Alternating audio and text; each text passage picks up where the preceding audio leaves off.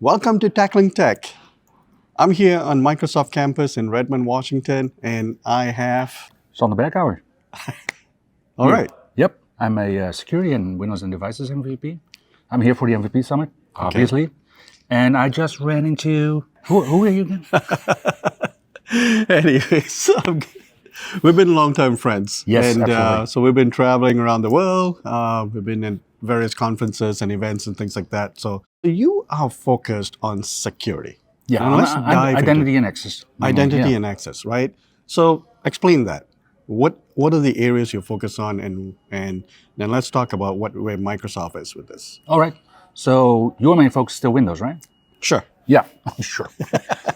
So one of the big things in Windows is the entire debate that we had for the last, 6-7 years on do we Azure AD join, now Android join, or not? Do we do a hybrid?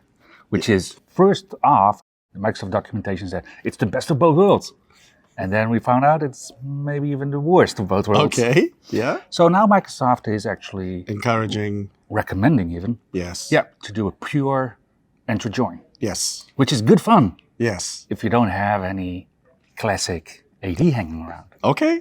That's a good point. Yeah, because the classic AD, as the Windows 365 world calls it, it's an entire world of Kerberos and NTLM, and now there's plans, of course, to get rid of NTLM more and more and more, which is good. Right. But it's still so much Kerberos, and if you do an Android join for a device, then of course you don't get Kerberos, Okay. not by default. That's true. Yeah, but you can enable that, and that will allow you to sign in to Entra ID and then get a simplified TGT, if you will. So it doesn't include any group memberships Okay. because not everybody synchronizes all the groups from Active Directory. So Excellent. you can't really do that, right? And then you have this simplified TGT, and then if you're on-prem, you can just give that TGT to a domain controller, and he will say, hey, buddy, here's a real TGT for you. And then you can use that to get a service ticket to wherever you want to be, if Okay. it's Kerberos. So that works. And of course, the Entra app proxy also works. Okay. So you're really deep into this stuff here, and this is what you. Is that your conclusion after these 2 minutes? Wow, doesn't take much. It's true. Look him up. Look him up. And so regarding the challenges with Kerberos, Yeah. right? And so how are you helping your customers who are on this journey that they're trying to get to the cloud, they're trying to do, cloud-centric, identity and all that stuff. How are you doing that? How are you helping them with this? Are you still trying to do the hybrid mode here, or? Sometimes, yeah. But most customers are already hybrid. And research showed that 97% of organizations will remain hybrid throughout to 2025. 97%? 97%. Yeah, Okay. not just Microsoft, but also AWS and GCP. Can I say that on camera? Can I? Maybe. It feels wrong here at Microsoft campus to talk about those brands. But anyway, yeah, 97%. Okay. What are the benefits of pure Entra ID? It's just awesome because it uses these modern authentication protocols. So, and it's cloud service, so it's scalable. You don't have to add domain controllers as you add people to the organization. Right. It just automatically scales. And of course, Entra ID already uses hundreds of thousands of CPUs worldwide Yeah. to offer all the conditional access goodness, the Windows Hello for Business goodness, all that stuff. And that is all very easy if you do a pure Entra ID join. Right. One of the areas that actually people struggle, IT pros are struggling with, is like Windows Autopilot, right? Yeah. So the whole, mechanism, but hey, hybrid, a lot of them still were holding on. They're still trying to do hybrid, but there's Yeah. some challenges with that. There's so many different things that happen. Absolutely. But once they do pure Entra ID, and it's just flawless, it works. Yeah, but getting there, so going from on-premises, so pure domain join, to hybrid Entra join is easy. But then doing the step from hybrid Entra join to pure Entra join, that has some real caveats that you have to be aware of. Right. Profile migration, for instance, you have to extract the profile, re-inject the profile in the new Entra join device profile. So yeah, it's messy. It's currently. messy. Yeah. Okay. So one of the things that I talk to IT pros and then also advice from Microsoft per se is, hey, you know what? You want to do hybrid? It's okay. do it for your existing devices and things like that. But as you're doing net new, right? Yeah. Then move to pure cloud. Yeah, for instance. Yep. Right? And do the lift and shift over there kind of a thing. Yeah, so one of my customers is still on Windows 10, and they were, they have to now, right? October 2025 Yeah. is coming fast. Yeah. So they're migrating over to Windows 11, and that is their opportunity, their moment to go pure enter join. Yeah. Yeah. And so speaking of Windows 10 and 2025, how's that? You're in Europe. Yeah. What's the perception there? How are companies approaching this now? Are they almost Oh there? no, I can make this really clear. So I'm from the Netherlands, right? Yes. We're cheap. So we were really confused with the new system requirements for Windows 11 Okay. and the TPM chip that it requires. And of course, we use the cheapest devices possibly.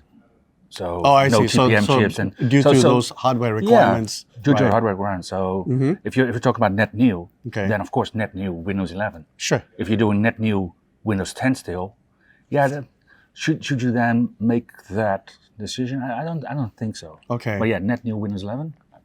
But there's a big push right now. I mean, right, the deadline's coming up pretty soon. Yep. And, it's going to take some time for large companies to actually try to get Yeah, rolling, but testing. how long can you realistically do with a device if you want to keep your people around, right? Right, right. You can give them a 7-year-old laptop, but probably they'll leave it in 3 months, especially if it still runs Windows 10. Sure. But yeah, it's taken that time to get TPM within the organization Right. on a broad enough level that you can actually do these Right. projects. Vendors help, right? Right. If you want to have extended support on a laptop, that costs way more money than just buying a new one every True. 3-4 years. Yeah. True. So what I've seen also, organizations, they want to move. They want to get new devices and stuff, Yeah. but they have a what do you call it, a replacement cycle and stuff. Yeah. So what they're doing now, they want to get their users on Windows 11, get them working with it. It's productive. It's got Yeah. a lot of great features. Yeah. So they're doing Windows 365. Yeah. Right? So Windows 365 on your existing devices until they switch over and replace their hardware. Yeah. So You that's could do another that. approach Yeah. you can do. Absolutely. Anyways, this is great stuff. Thank you. You're a pretty smart guy. Why, thank you. This is Sander Bakuva from the Netherlands. Thanks, buddy. Thanks, buddy. Yeah, cheers. See you.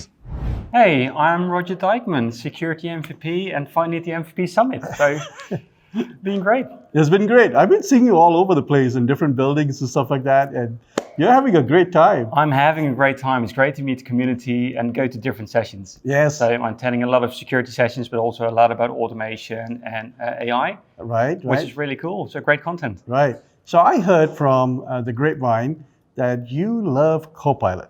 I do. I am really passionate about Copilot and especially the security Copilot. Okay. Yeah, So dive into it. What about it? What do you like about it? It's an awesome product that makes security operations a lot easier.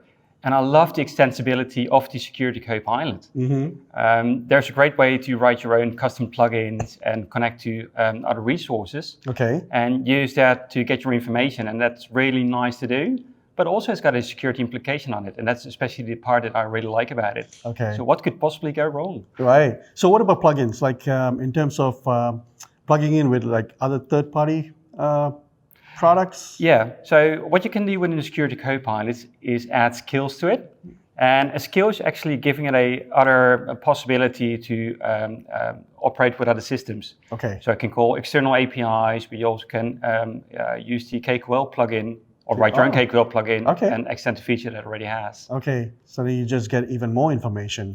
You flowing do, in. yeah. And you can write your custom queries to get really specific information about your own use cases. You know your own company at best with the applications that you have, and then using Copilot and extend it to your own needs is beautiful. Beautiful, beautiful. So for IT pros, and in any organization, big or small, this is going to be very helpful. It is, yeah, Right? definitely, yeah. And so what does it do? Like it looks for vulnerabilities. It gives you changes that happen from day to day, right? Yeah. Anomalies and things like that, right? It does, yeah, and it's even capable of summarizing the events that you get. Okay. So when looking at getting information from Copilot, it's a lot of information coming from technical systems, technical logs, Right, right. and it's being projected as a logical to read language, so easy to understand for anyone. Okay, so then it summarizes it for you and says, hey, this is what's going on. These are Yeah, multiple log entries that we're getting, but this is what it's trying to tell you. And then you can take actions on it. yeah, that's correct. And it's Okay. even content aware. So based on the previous answer, you can ask another question, and it's using that seed to downrill the information that you already got. Okay. So when I was a sysadmin, and one of the things we used to look at is like the event logs, right? Oh, yeah. The server event logs and your computer event logs, trying to troubleshoot like what happened here, like what's going on. And it's pretty tedious actually. It is. Right? You really need to know how to read them. Number one, right? Error codes and whatnot, and IDs, and Yeah. this is just phenomenal. It is. And if you don't like the output of the Copilot as it is now, which you can imagine, you have the possibility to extend it to your own needs. Right. So even the response is given, you can format the output yourself. Okay. So obviously you heard the announcement yesterday for Copilot, Intune Copilot, Yeah. right? Copilot Intune. Okay. There are some capabilities that I'm hearing, right? According to the blog post that came out as well with it. Again, creating policies and taking the lift of the mundane or day-to-day, tedious work. It's Copilot and Intune will take care of that for you. Yeah. And then IT pros can focus on other things and stuff like that. Yeah, and especially seeing everything moving to the new unified portal for security, Yeah. which makes it really awesome. So you're getting all the information together. Yeah. And I think that's where the true power of a Copilot is, especially for security. Otherwise, you would need to look in different systems, look in different dashboards, and now you can just query them all. I think that's where everything's headed, right? It's all into that one portal, one pane of glass, right? Instead of multiple places and stuff like that. It is. Yeah. What about Windows Copilot? Have you been playing with that? Yeah, playing a bit. Yeah, just a bit. And I think there's a lot of potential in there. Okay. But the difficulty is that people don't know what to do with it yet. Right. So you mean the promptings? Yeah. Right. So that's another skill set that you have to build, right? Yeah. And I think we are going to get the industry is going to build a new role that will form up in organizations. Yeah. So you have, the sysadmins, and you have the exchange admins, you have this, you have security, and then the next one will be prompt admins, right? Yeah, definitely. Prompt engineers. Yeah, and I think that's a really interesting market. I'm really curious where that is going. Yeah. Yeah, definitely. It's because there's a skill to it too. It's the way you ask it.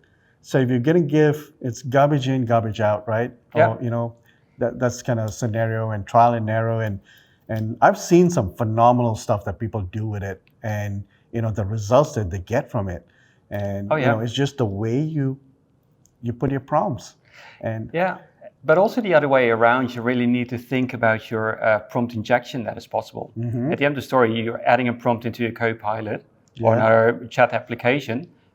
But at the back end, there's still an API. You still need to think about the security implications. How are you going to protect that API against malicious attempts of using that information or Right. querying data that you're not allowed to see? and then now with image creation as well, Yeah. right? It's doing it all for you and stuff. So Yeah, image creation and image analyzing. So with the new GPT-4 engine in there and rendering images, you can upload an image like a graphic, and it will tell you what content you're actually looking at. You can ask a question about the picture, and it will give you a comprehensive answer. oh yes, So oh, it's yes. limitless. Yeah. Yeah, it is limitless. I am so excited this direction that we're going, and the new era of AI and Copilot, and oh my God, it's so fascinating. It Technology is, yeah, great. definitely. Yeah. It is the new big thing. I thought it's Yeah. going to be the new big thing, but it already is out there. So Yes. it's incredible. Yeah, More great things to come. definitely. Looking Yeah. forward to it. All right, thanks, Roger. Thank you very It much. was fantastic. See you next time. Copilot fanatic.